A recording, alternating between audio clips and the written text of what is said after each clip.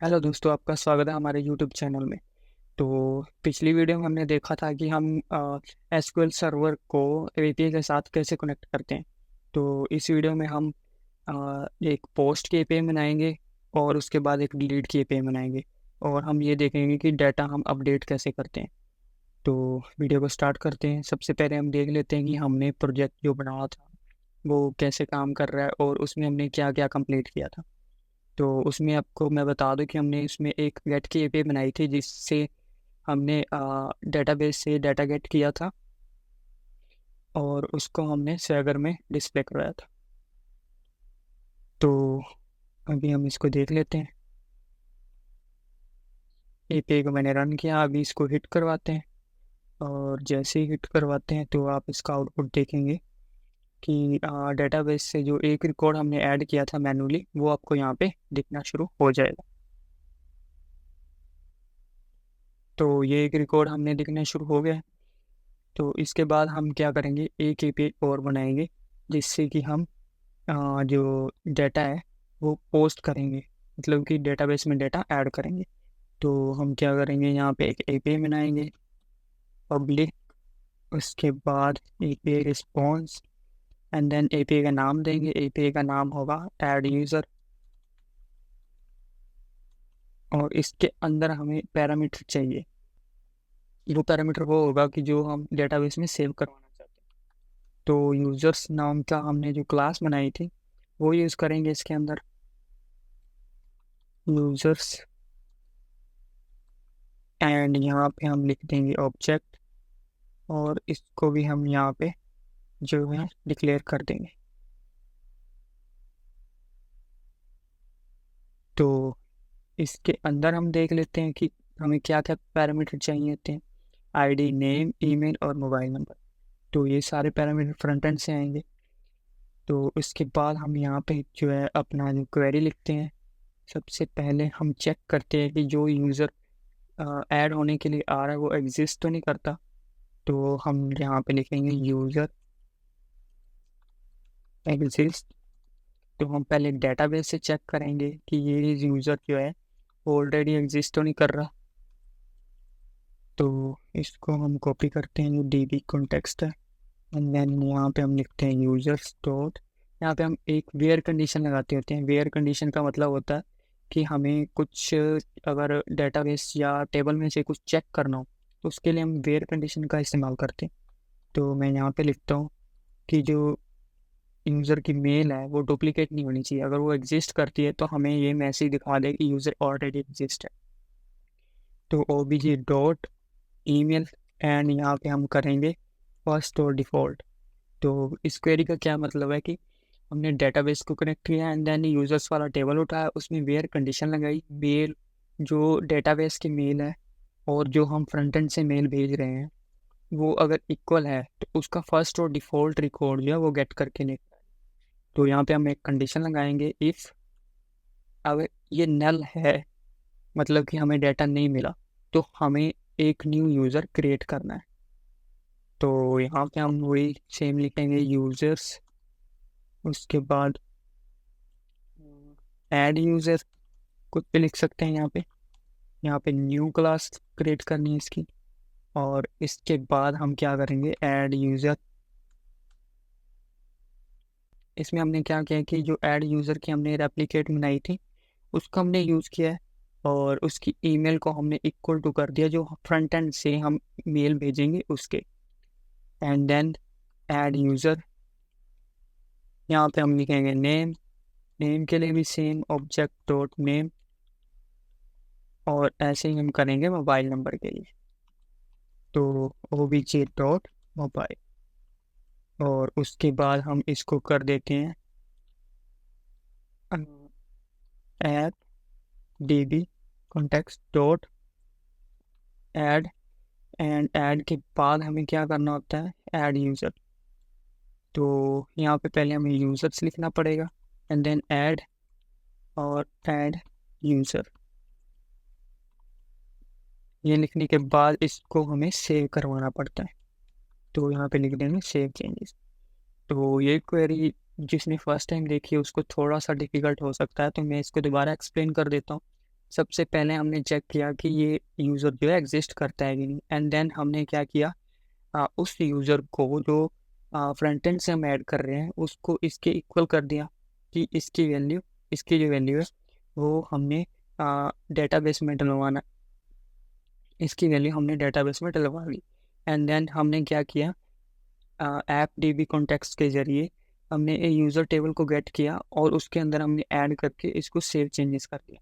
अब जैसे ही एग्जीक्यूट होगा तो ये डेटाबेस के अंदर ये इतनी क्वेरी लेकर जाएगी और उसको सेव करके फिर रिटर्न में हमें कुछ मैसेज देगी। तो इसके बाद हमें यहाँ पे एक मैसेज रिटर्न करना होगा। यहाँ पे हम लिखेंगे रिटर्न एंड देन यहाँ पे न्यू, लिखे रिस्पॉन्स मैसेज, हम कुछ भी दे सकते हैं, यूज़र एडिट। एंड उसके बाद हम रिज़ल्ट में जो है इसका जो रिज़ल्ट है वो भी पास कर सकते हैं। रिज़ल्ट में क्या करेंगे, ऐड यूज़र वाला पूरा जो है उसको हम रिटर्न कर देंगे।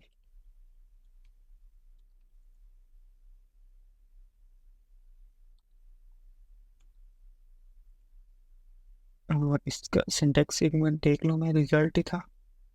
ओके,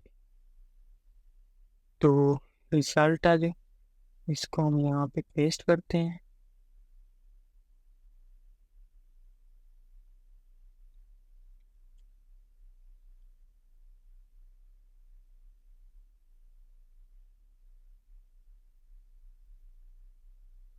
और यहाँ पे सेमीकोलन लगा देते हैं।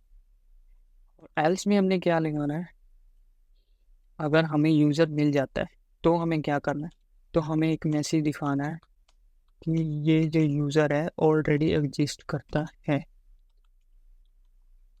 User already exist. तो इतना लिखना था। और जो इसका रिज़ल्ट है उसको हम खाली भेज देते हैं,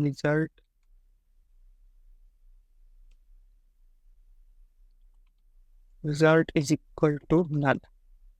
एंड देन इसको हम सेव करते हैं और इसको हम अभी हिट करवा कर देखते हैं। उससे भी पहले हमें इसको यहाँ पे बताना पड़ेगा कि ये गेट की एपीआई या पोस्ट की, HTTP पोस्ट। एंड देन यहाँ पे हम एपीआई का नाम देंगे, एपीआई का नाम है ऐड यूज़र। एंड देन इसको सेव करेंगे और इसको हम रन करेंगे। अभी रन करने के बाद हमारे पास जो क्लास हमने डिक्लेयर की है वो हमें उसके पैरामीटर में उसकी वैल्यू पास करनी पड़ेगी एंड देन एपीआई को हिट करवाना पड़ेगा। और जैसे एपीआई को हिट करवाएंगे तो हमारी जो वैल्यू है वो डेटाबेस में स्टोर हो जाएगी। तो अभी हम ये कैसे करते हैं ये भी हम आपको लाइव दिखाता हूँ। ये पेरेंट हो गई है, यहाँ पे ऐड यूज़र वाली जो एपीआई है वो भी आ गई है। एंड देन इसको हम ट्राई इट आउट करते हैं और यहाँ पे पहले हम नेम डालते हैं। यहाँ पे हम डालते हैं mohit@gmail.com। यहाँ पे मोबाइल नंबर कुछ भी दे देते हैं और उसके बाद इसको एग्जीक्यूट करते हैं। जैसे एग्जीक्यूट करोगे हमारी जो एपीआई है वो हिट हो जाएगी। एंड देन हम नेक्स्ट आगे का स्टेप करते हैं। तो इसने यूज़र को चेक किया, मेल को चेक किया, इसको नल मिला और नल मिलने के बाद ये जाएगा यहाँ पे ऐड यूज़र में। यहाँ पे हमने जो मेल डाली थी वो आ जाएगी और यहाँ पे हमारा जो नेम है वो आ जाएगा एंड देन मोबाइल नंबर। और यहाँ पे ऐड यूज़र वाला टेबल है जो उसके अंदर हमने वैल्यूज़ ऐड करवा दी और उसको हमने सेव कर दिया। और जैसे सेव करेंगे हमारे पास मैसेज आ जाएगा वहाँ पे यूज़र एडिट। तो अभी हम फ्रंट एंड पे देख लेते हैं, यहाँ पे हमारे पास मैसेज आ चुका है। इसके बाद हम डेटाबेस में भी इसी को चेक कर लेते हैं कि हमारा जो डाटा है वो ऐड हुआ या नहीं। तो इसको हम ओपन करते हैं, सिलेक्ट करते हैं एंड देन आप देखोगे कि इसमें पहले एक कॉलम थी, अभी 2 कॉलम में डाटा ऐड हो चुका है। तो ये देख सकते हैं आप। अभी हम जो मैसेज हमने ऑलरेडी एग्जिस्ट का दिखाया है वो हम डाल के देखते हैं। अगर हम सेम एपीआई दोबारा से हिट करते हैं, अगर मैं इसी एपीआई को दोबारा हिट करूं क्योंकि इसमें मेल सेम है तो इसको मैसेज देना चाहिए। तो यहाँ पे हम देखेंगे, यहाँ पे उसको वो यूज़र मिल गया मोहित वाला। एंड देन ये एल्स में जाएगा और उसको बताएगा यूज़र ऑलरेडी एग्जिस्ट। तो ऐसे जो है पोस्ट की एपीआई बनाई जाती है। इसके बाद हम नेक्स्ट एक और एपीआई बनाते हैं जिसमें हम एक यूज़र को डिलीट करें।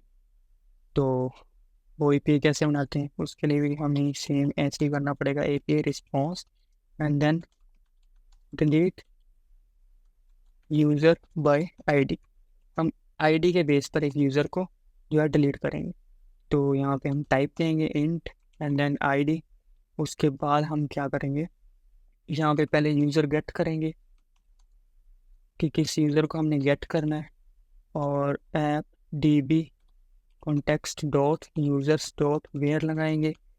वेयर के बाद हम वही lambda expression and then X dot I D is equal to I D है, तो इसका फर्स्ट और डिफ़ॉल्ट रिकॉर्ड उठाओ एंड देन इसको डिलीट कर दो। तो डिलीट कैसे करते हैं वो भी हम देखते हैं।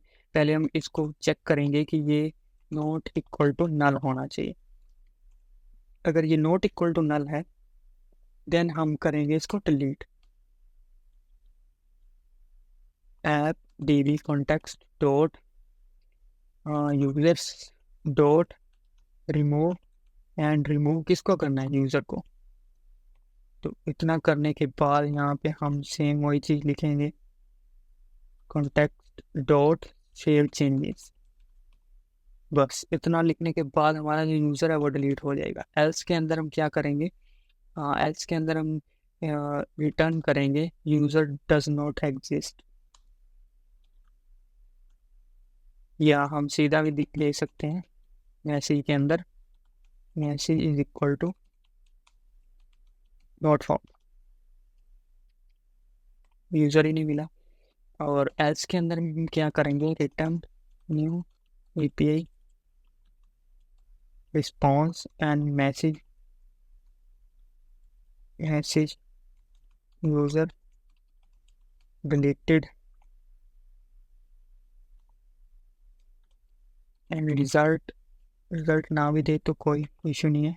इसको हम सेव करते हैं और इसको हमें बताना पड़ेगा कि ये किस टाइप की एपीआई है। तो इसको हम गेट टाइप का भी मान सकते हैं।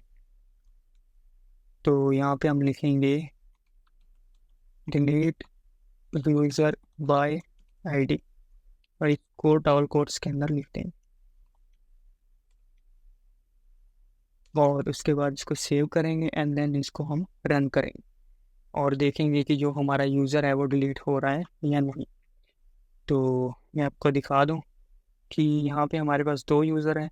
जैसे कि हम ये इस दो वाले यूज़र को डिलीट करना चाहते हैं, तो हम इसकी आईडी 2 डालेंगे तो 2 से ये उस यूज़र को डिलीट कर देगा।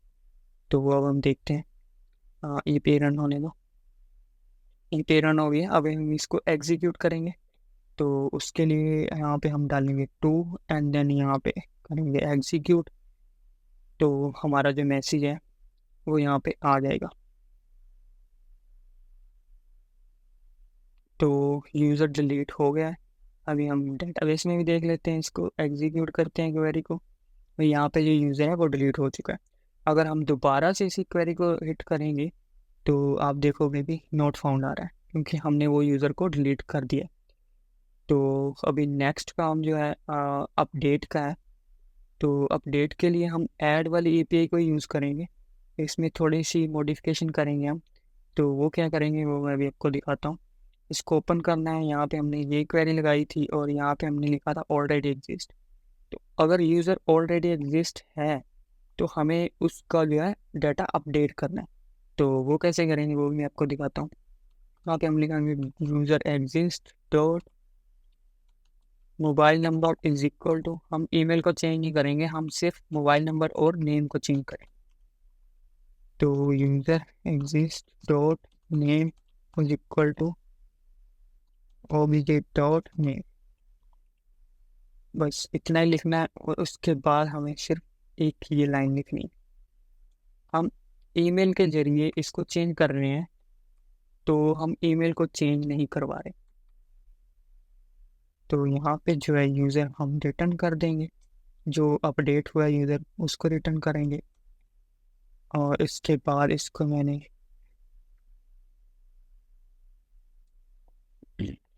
उसके बाद मैंने इसको रन किया। तो अभी आप देखेंगे कि हम इस यूज़र को अपडेट करेंगे। इस यूज़र का हम मोबाइल नंबर और नाम दोनों चेंज करेंगे। इसका नाम रमन लिखा हुआ है, तो इसका नाम हम रमन कुमार कर देंगे और मोबाइल नंबर को भी चेंज कर देंगे। तो ये देखते हैं भाई हम कैसे करते हैं। ऐड यूज़र में जाते हैं, try it out, and then यहाँ पे नेम डालते हैं रमन कुमार, और मोबाइल नंबर 111111 कुछ भी डाल सकते हैं। और यहाँ पे स्ट्रिंग की जगह हमें वही सेम मेल देनी पड़ेगी, तभी वो जाके इसको अपडेट करेगा। तो यहाँ पे मैंने सेम मेल जो है ऐड कर दी। अब इसको एग्जीक्यूट करते हैं और इसका जो आउटपुट है वो भी देखते हैं। तो वो एपीआई हिट हो रही है, अभी एपीआई हिट होगी। अभी ये जाएगी एल्स पार्ट में, एल्स में ये जो है डाटा अपडेट कर देगी। तो मैसेज हमने चेंज नहीं किया है, इसीलिए मैसेज वही आ रहा है, लेकिन डाटा जो है वो हमारा अपडेट हो चुका है। अभी आप एसक्यूएल सर्वर में भी देखेंगे इसको एग्जीक्यूट करके, तो डाटा जो है चेंज हो चुका है। तो इतना ईजी है एपीआई के साथ काम करना। तो आज की वीडियो में हमने सीखा कि एपीआई में डाटा ऐड कैसे करते हैं, अपडेट कैसे करते हैं, और इसी रिकॉर्ड को डिलीट कैसे करते हैं। तो होप तो वीडियो आपको अच्छी लगी होगी। वीडियो अगर अच्छी लगी हो तो वीडियो को लाइक जरूर करना। Thank you.